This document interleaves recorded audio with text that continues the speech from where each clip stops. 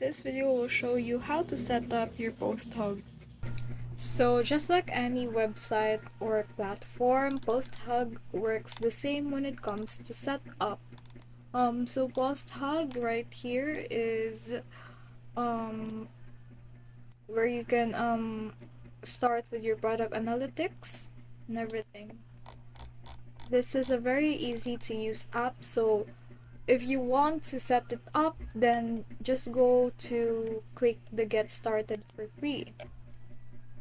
I've already signed up, so usually the steps when you sign up is that it will ask you information of why and what are you doing in this website, what is your purpose, where did you hear from them, your name, your address, your organization, what you want to achieve and everything. So that's basically it. I've already said it to you what is the questions that they ask when you set up the Posthog account. So that's it.